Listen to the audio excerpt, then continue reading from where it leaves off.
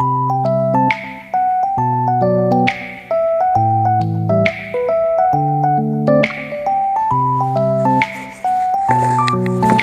श्री राम। मैं issue Harwani Hanumangarh town Rajasthan से रोज आपको गंगा दर्शन लाइव दिखाता हूँ, पंचांग सुनाता हूँ, तत्पश्चात स्कंद पुराण का पाठ सुनाता हूँ। विद्वान पुरुष पराई स्त्री से बातचीत न करे। यदि कभी आवश्यकता वंश उससे वार्तालाप करे तो माता जी, बहन जी, बेटी अथवा आर्य इस प्रकार संबोधन करके बोले। हाथ और मुंह जूठे हो तो कोई बात न करे और न किसी वस्तु का स्पर्श ही करे। उचित दशा में सूर्य, चंद्रमा, तारे, देवता और अपने मस्तक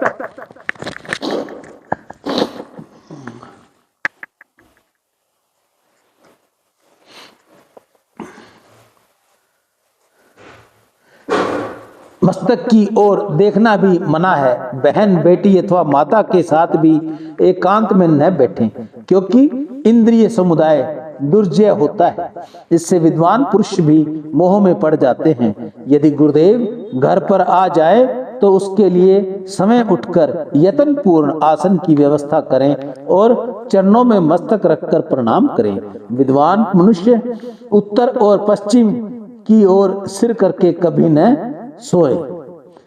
सिरहाने की ओर दक्षिण दिशा अथवा पूर्व दिशा को रखकर शयन करना चाहिए। राजस्वला स्त्री का दर्शन स्पर्श न करे, उसके साथ बातचीत भी नहीं करनी चाहिए। जल के भीतर मल मूत्र और मैथुन न करे। भगवान शिव के भक्त को चाहिए कि वह अपने वैभव के अनुसार देवता, मनुष्य, ऋषि तथा पितरों को उनका भाग समर्पित करके शेष अन्न का समय भोजन करे। पवित्र हो आचमन करके पूर्व या उत्तर की ओर मुख करके दोनों हाथों से घुटनों के भीतर रखकर मौन भाव से भोजन करे। इस प्रकार भोजन में ही मन लगाए रहे और अन्न के दोष की चर्चा न करे। यदि वह अन्न किसी उचित आदि दोष से दूषित हो गया हो तो उस दोष को प्रकट करने में कोई हानि नहीं है। ऐसा दोष के अतिरिक्त किसी अन्य दोष की चर्चा नहीं करनी चाहिए। नग्न होकर न तो स्नान करें, न सोएं और न चले ही। यदि गुरु के द्वारा कोई अनुचित कार्य भी हो जाए तो उसे अन्यंत्र न कहें। वह क्रोध में हो तो उन्हें मनावे। दूसरे लोगों के मुख से भी गुरु की निंदा न सुने।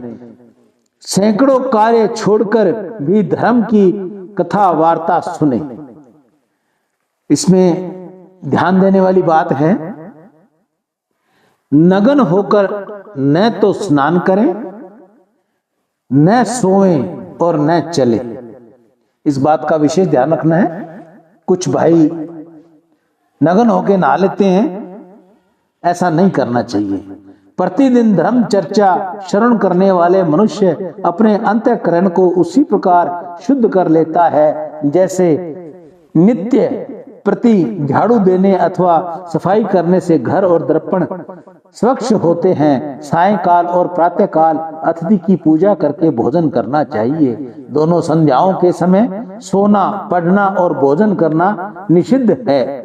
संध्या काल में मोहवश भोजन करने वाला मनुष्य शराबी के तुल्य माना जाता है। स्नान करके मनुष्य अपने बालों को न फटकारे। मार्ग में छींकने और थूकने पर अपने दाहिने कान का स्पर्श करे तथा मन ही मन समस्त प्राणियों से इस अपराध के लिए क्षमा मांगे।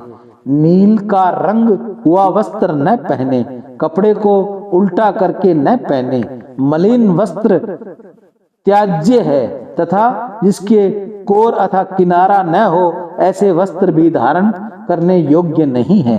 हाथ, मुंह और दोनों पैर धोकर आसन पर बैठें। दोनों हाथ घुटनों के भीतर रखकर 3 बार आचमन करें। 2 बार मुंह पीछे फिर जल से मुंह, आंख, कान, नाक तथा अपने मस्तक का स्पर्श करे। पुनः 2 बार आचमन करके सब कर्म करे। छींक और थूक आने पर, दांत में अन्न आदि लगे रहने पर तथा पतितों के साथ बातचीत करने पर अवश्य आचमन करना चाहिए। विद्वान पुरुषों को सदा तीनों वेदों का स्वाध्याय करना चाहिए तथा धर्म पूर्ण धन का उपार्जन करके आत्म कल्याण के लिए यत्न पूर्ण भगवान का यजन करना चाहिए। बुद्धिमान पुरुष को चाहिए कि वह नीच श्रेणी के मनुष्यों के लिए भी कोई आदर सूचक तू का प्रयोग न करे। गुरुजन के लिए तू कह देना या उनका वध कर डालना दोनों बराबर है। सत्य बोले, मित्र भाव से रहें, सदा ऐसी बात बोले जो दूसरे को सत्वावना देने वाली हो। परलोक में जो हित हो उसे कार्य में गंभीर बुद्धि वाले पुरुष को अपने शरीर और मन लगाना चाहिए। स्वच्छ इंद्रियों वाले पुरुष को तीर्थ स्थान, उपवास, व्रत, सत्यपात्र को ही दिए गए दान, होम, जप, यज्ञ, शिव पूजा तथा देवताओं की विशेष पूजा आदि के द्वारा सदा अपने अंतःकरण का शोधन करना चाहिए।